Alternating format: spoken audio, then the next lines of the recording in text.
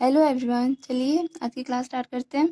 तो देखिए, पिछली क्लास में मैंने आप लोगों को एक्सरसाइज 2B एक्सरसाइज तो सॉल्व नहीं कराई थी, कुछ चीज़ें बतानी थी तो मैंने सारी आप लोग को बता दी थी, जिससे कि आप लोग को क्या एक्सरसाइज 2B के क्वेश्चन सॉल्व करने में बहुत ही आसानी होगी। तो हम लोगों ने क्या क्या चीज़ें पढ़ी थी मैं पहले देख लेती हूँ। देखिए, मैंने आप लोग को रैखिक बहुपद, द्विघात बहुपद, त्रिघात बहुपद ये बता दिया था। बहुपद के शून्यक, बहुपद के गुणांक क्या होते हैं ये बता दिया था, और शून्यांक और गुणांकों में संबंध क्या होता है ये भी बता दिया था। तो मान लीजिए अगर हम लोग के पास कोई द्विघात बहुपद है, या मतलब कोई समीकरण दिया हुआ है, मान लीजिए ऐसा समीकरण है, और पूछ लेता है कि हम लोग को शून्यांकों का योगफल या गुणनफल ज्ञात कीजिए, तो हम लोग कैसे निकालेंगे। यहाँ पे मैंने बता तो दिया था लेकिन एग्जाम्पल नहीं दिया था, तो मैं एग्जाम्पल आप लोग को आज एग्जाम्पल से समझा देती हूँ। मान लीजिए हम लोग के पास ये समीकरण है, हम लोग को क्या पूछा है, शून्यांकों का योगफल। मान लीजिए ये हम लोगों से क्या पूछ रहा है, तो हम लोग कैसे निकालेंगे। तो शून्यांकों का योगफल क्या था हम लोग का, अल्फा प्लस बीटा इक्वल क्या मान, -v/a, यही था। और हम लोग को पता था ये -b जो होता है वो क्या होता है, x का गुणांक है, और ये a जो होता है वो x² का गुणांक होता है। तो हम लोग का ये माइनस तो रहेगा ही। अब b मतलब x का गुणांक क्या है 5, और a x² का गुणांक कितना है 3। तो ये आ गया, तो यही हम लोग का क्या हो जाएगा, आंसर हो जाएगा। ठीक है। और वैसे ही अगर गुणनफल पूछ लेता तो यहाँ पे क्या सी वही ये हो जाता, मान पुट कर देते, वही हम लोग का आंसर हो जाता। ठीक है ना। तो मैंने एग्जाम्पल नहीं दिया था, वो एग्जाम्पल आज आप लोग को समझा दिया। अब हम लोग एक्सरसाइज के क्वेश्चन सॉल्व करेंगे। ठीक है, तो चलिए करते हैं एक्सरसाइज का। देखिए पहला क्वेश्चन क्या दिया हुआ है, निम्न बहुपदों के शून्य ज्ञात कीजिए और शून्यकों तथा गुणांकों के बीच के संबंध की सत्यता की जांच कीजिए। हम लोग को क्या करना है, इसमें दो चीजें करनी है, पहले तो शून्य ज्ञात करना है, उसके बाद उसके जो संबंध है दोनों के, उनकी सत्यता की जांच भी करनी है। ठीक है। तो ये मैंने शून्य कैसे ज्ञात करते हैं और उनके बीच जो संबंध था, ये दोनों चीजें मैंने आप लोग को कल बता ही दी थी, कल वाली क्लास में। तो आज जल्दी से हम लोग सॉल्व कर लेते हैं। जो पहला क्वेश्चन है, देखिए क्या दिया है, x² - 2x - 8। इसको सॉल्व करते हैं। चलिए, तो ये रहा हम लोग का क्वेश्चन पहले का पहला। तो इसको सॉल्व करेंगे। तो देखिए ये हम लोग का क्या है, द्विघात समीकरण है। और देखिए 10th में द्विघात समीकरण सॉल्व करने के कई विधियां होती हैं। जैसे कि कौन कौन सी विधियां होती हैं, एक होती है गुणनखंड विधि, और एक होती है द्विघात सूत्र होता है, एक होता है पूर्ण वर्ग बनाने की विधि। ये सारी विधियां क्या है, द्विघात समीकरण को सॉल्व करने की ही विधियां है। ठीक है। तो जब एग्जाम में क्वेश्चन आता है और उसमें दिया हुआ है कि किस विधि से सॉल्व करना है, तो आपको उसी विधि से सॉल्व करना पड़ेगा, तभी आप लोग को नंबर मिलेंगे। ठीक है। बट इसमें दिया नहीं है कि किस विधि से, तो हम लोग कोई भी विधि से सॉल्व कर सकते हैं। तो हम लोग क्या करेंगे, गुणनखंड विधि से सॉल्व करेंगे। ठीक है। तो देखिए जब भी ऐसे क्वेश्चन को सॉल्व करते हैं, पहले तो शून्य ज्ञात करने हैं। मैंने बोला था जब भी हम लोग शून्य ज्ञात करते हैं तो इस समीकरण को हम लोग सबसे पहले क्या करते हैं, 0 के बराबर करते हैं। ठीक है। तो अब देखिए, अब हम लोग को ध्यान देना है। अब यहाँ पे क्या है, x² के आगे a था हम लोग का, लेकिन यहाँ पे कुछ है नहीं, तो मतलब यहाँ पे क्या होगा, एक होगा, मतलब एक का मल्टीप्लाई हुआ होगा। एक का मल्टीप्लाई होता है तो वो संख्या वही रहती है, चेंज नहीं होती है। मान लेते हैं यहाँ पे एक है। ठीक है। तो सबसे पहले हम लोग क्या करेंगे, इस 8 का मल्टीप्लाई 1 में करेंगे, तो कितना आ जाएगा, 8 ही आएगा।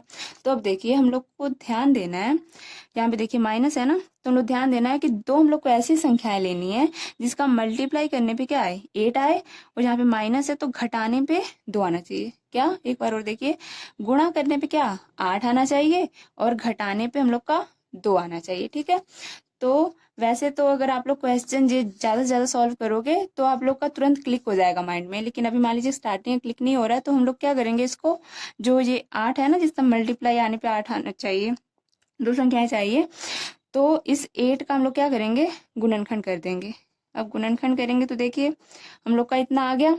अब जब 8 का गुणनखंड किया है ना तो मल्टीप्लाई करने पे तो 8 आएगा, तो अब इस 8 पे हम लोग को ध्यान नहीं देना, अब हम लोग को ध्यान देना है इस 2 पे। माइनस करने पे 2 आना चाहिए, तो इस तीनों में से हम लोग की कौन कौन सी संख्या एक साथ लें जिससे कि माइनस करने पे क्या है, हम लोग का 2 आ जाए। तो देखिए अगर इसको इसको एक साथ ले लेते हैं, मल्टीप्लाई करेंगे यहाँ 4 और इसको एक साथ लेते हैं मतलब 2, मतलब इसको अकेले लेंगे तो देखिए 4 में से 2 जाएगा तो हम लोग का क्या बचेगा, 2 बचेगा। और घटाने में हम लोग को क्या चाहिए, 2 ही चाहिए, मतलब हम लोग का यही होगा 4 और 2, यही दो संख्याएं होंगी जिससे मल्टीप्लाई करने पे 8 आएगा और माइनस करने पे 2। तो हम लोग लिख लेंगे इसको। देखिए माइनस है ना, माइनस होता है तो हमेशा हम लोग क्या करते हैं, ब्रैकेट लगा लेते हैं जिससे कि प्लस माइनस का मतलब किसी तरह कोई गलती ना हो पाए। जहाँ पे 4x और माइनस करने पे ना तो यहाँ पे -2x हो जाएगा, ठीक है। यहाँ पे -8 तो रहेगा ही और इक्वल 0। अब देखिए अब इस ब्रैकेट को हटाएंगे, ब्रैकेट को हटाएंगे तो माइनस का मल्टीप्लाई अंदर होगा, जब माइनस माइनस प्लस, और जहाँ पे -8 तो रहेगा ही। अब देखिए यहाँ पे 2 जोड़े बनेंगे, एक ये और एक ये। अब इसमें से हम लोग को कॉमन लेना है। देखिए इसमें इसमें क्या कॉमन ले सकते हैं, बस एक एक्स ही है जो कॉमन लिया जा सकता है। अब एक्स कॉमन ले लिया तो यहाँ पे क्या बचा, सिर्फ एक्स बचा, और यहाँ पे एक्स कॉमन हो गया तो 4 बचेगा, ठीक है। यहाँ पे प्लस है तो प्लस रहेगा। अब इन दोनों में देखिए क्या कॉमन लिया जा सकता है, 2। अब 2 कॉमन ले लिए तो यहाँ पे सिर्फ एक्स बचा। अब देखिए 8 में से हम लोगों ने 2 कॉमन ले लिया है तो हम लोग का क्या बचेगा, 4 ही बचेगा ना, क्योंकि 4 का मल्टीप्लाई 2 में करेंगे तभी हम लोग का 8 आता है, तो 4 आ गया। अब देखिए तो यहाँ देखिए ये दोनों सेम है ना, x-4 तो इसको एक ब्रैकेट में लिख लेंगे और जो हम लोगों ने कॉमन लिया था उसको एक ब्रैकेट में लिख लेंगे और ये इक्वल 0 रहेगा, ठीक है। अब हम लोग को क्या करना है, इन दोनों को बारी बारी से हम लोग 0 को बराबर करेंगे। यहाँ पे लिखिए यदि क्या x-4 इक्वल 0, तो x का मान निकालने के लिए क्या करेंगे, 4 को इधर लेकर जाएंगे, माइनस में था तो इधर प्लस में आएगा, तो x का मान कितना आ गया, 4 आ गया। और फिर अब दूसरे को क्या है x+2, तो इसको 0 के बराबर करेंगे तो x का मान क्या आएगा, ये इधर जाएगा तो -2। तो दो देखिए x के 2 मान आ गए, मतलब 2 शून्य आ गए। इसी को अल्फा मान लीजिए, इसको बीटा, क्योंकि 2 है तो एक को अल्फा एक बीटा मान नहीं है।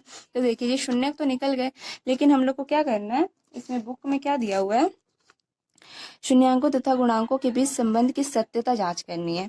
तो जांच करेंगे हम लोग, जांच करने के लिए क्या करना है, हम लोग को पहले देखिए सत्यता की जांच। अब जांच करने के लिए क्या करेंगे, वही जो संबंध मैंने बताया था। तो पहले तो जो दिया हुआ है वो लिख लेते हैं। देखिए ये हम लोग का समीकरण है, तो यहाँ से हम लोग पहले क्या लिखेंगे, मान निकाल लेंगे। किसका, पहले तो a निकालेंगे। देखिए a क्या होता है, x² का गुणांक, यहाँ पे कुछ नहीं है मतलब 1 है तो a का मान 1 हो गया। b क्या होता है, x का गुणांक, तो क्या हो जाएगा -2। और c क्या होता है, ये अचर पद कितना है, -8। तो a b c के मान निकल गए हम लोग के। तो अब हम लोग का जो संबंध था उसको लिखते हैं, क्या था, शून्यांकों का, सॉरी पहले योगफल, शून्यांकों का योगफल क्या था हम लोग का, alpha plus beta equal -v/a। तो देखिए अल्फा बीटा, अल्फा का मान 4 था, बीटा का मान -2 रख देंगे, अल्फा 4 यहाँ प्लस बीटा का मान -2। अब जहाँ पे देखिए माइनस रहेगा, बी का मान क्या दिया है, -2 दिया है, और ए का मान 1। तो यहाँ पे देखिए क्या आ जाएगा, 4, ये प्लस माइनस माइनस, और जहाँ माइनस से माइनस कैंसिल हो गया 2। अब 4 में से 2 जाएगा तो 2 और 2। यहाँ पे देखिए ये दोनों मान क्या आ गए, बराबर आ गए ना। तो मतलब हम लोगों ने जो मान निकाला है, मतलब जो शून्य निकाले हैं वो सही है। एक यहाँ से भी पता चल गया, और जो दूसरा हम लोग का संबंध था उससे भी देख लेंगे, क्या था, शून्यकों का गुणनफल। तो वो क्या था, अल्फा बीटा, मतलब अल्फा गुणे बीटा इक्वल c/a। तो देखिए अल्फा का मान कितना आया था, 4, गुणा बीटा का मान था हम लोग का -2, और c का मान अचर पद कितना है, -8 है, और a का मान हम लोग का 1 है। तो मल्टीप्लाई करेंगे, 4 का -2 में मल्टीप्लाई करेंगे तो -8, और -8 का 1 से भाग देंगे तो -8 ही रहेगा। तो देखिए फिर हम लोग का ये क्या आ गया, बराबर आ गया। तो इससे हम लोग का क्या प्रूफ होता है कि हम लोगों ने जो क्वेश्चन सॉल्व किया है वो सही है, मतलब जो शून्यांक निकाले हैं वो बिल्कुल सही है, ठीक है। आई होप आप लोग को समझ आ गया होगा। तो आप लोग इस क्वेश्चन को क्या करोगे, इस तरह के क्वेश्चन की घर पे जाके प्रैक्टिस करो, क्योंकि एक्सरसाइज से पहले बहुत सारे एग्जाम्पल्स दिए हुए हैं, तो आप लोग उसी एग्जाम्पल में से क्वेश्चंस लेके जैसे मैंने बताया सेम इसी तरह से अपने मन से सॉल्व करने की कोशिश करोगे। नहीं समझ में आएगा दोबारा से इस वीडियो को देखना आप लोग, ठीक है। तो चलिए बाकी क्वेश्चन हम लोग कल की क्लास में सॉल्व करेंगे, आज यहीं तक। अब चलते हैं, बाय बाय।